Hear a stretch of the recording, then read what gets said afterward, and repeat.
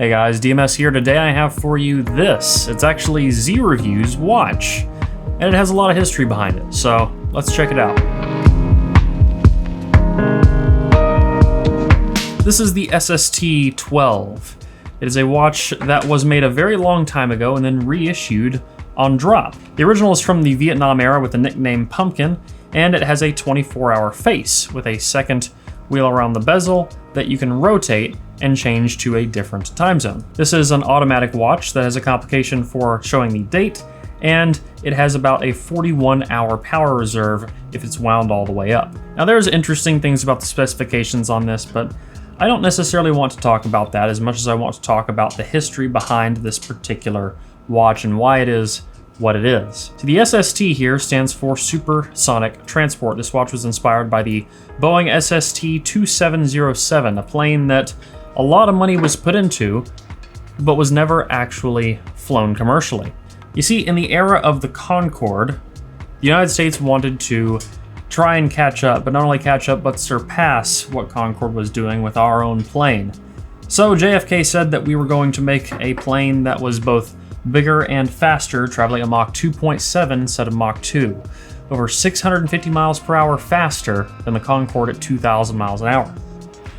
Boeing was selected for this task out of a few different air manufacturers. One of the biggest things that made it difficult though for Boeing was trying to go Mach 2.7 instead of Mach 2. You see, just for cars on the ground, getting the vehicle to go the difference between 240 and 250 miles an hour takes exponentially more power because of the air resistance.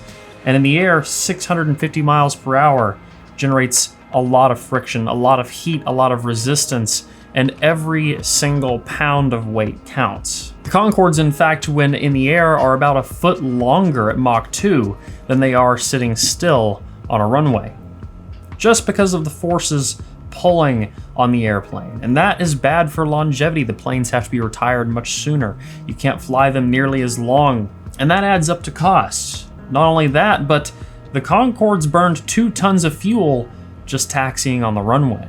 Between that and a lot of other design problems like the titanium wings on the Boeing that would start out wide and then swing back as the plane approached higher speeds, and also the fact that supersonic booms were outlawed for commercial jets over land, it meant that this plane had a very limited use case and was very, very expensive to fly. Between that and the costs of fuel, supersonic jets sunk, and while the Concorde saw its time in the air, the Boeing never really made it off the ground for commercial flight. But it was a really cool piece of innovation, trying to make these supersonic jets. And there were some good things that came out of it. It ends up that to try and stay afloat during the time while Boeing was buying time building their supersonic jet, they built another plane that they thought would be temporary, something to just fill in the gaps and keep them going. And that plane was the Boeing 747, which ended up saving the company actually when the SST2707 didn't quite make it. And now we have this, a cool little piece to remember it by. Just glancing at it, you wouldn't quite think that there's that much history in a piece like this. But that's one of the cool things about watches. One of the things I enjoy behind them is all the history that goes into a lot of these pieces. Now if we go into personal tastes on this, it is a bit large for my wrist. The rotating bezel is nice because this is a 24-hour watch. I'm not the biggest fan of 24-hour watches, but I could rotate down to where the second bezel has 12 here and 12 there. So as soon as it passes 12, I can just start counting 1, 2, 3, 4, etc. I much prefer a 12-hour face like this, but I like it. I like what's going on here. While it's not the right watch for me personally, it's still pretty dang cool, especially if you have an appreciation for the history behind it.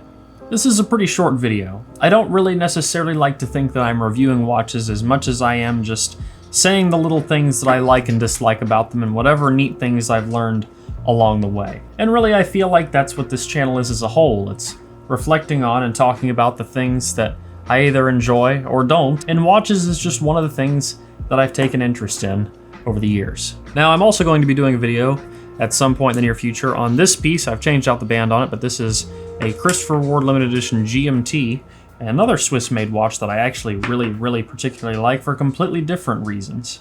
And a few others, with some audio reviews peppered in between. But that's all I have for you guys today. I hope you enjoyed this brief little video. I'll be sending Z Reviews back his watch, but I do greatly appreciate him letting me borrow it and wearing it and making this video about it and talking about the history. As always, if you liked this video, please leave a like down below and a comment letting me know what you want to see in the future. If you want to support the channel, you can get an analog shirt. It helps keep videos like these going. If you want to get active in the community, you can at forum.hifiguides.com. And as always, don't forget to stick around and subscribe for more videos like this in the future.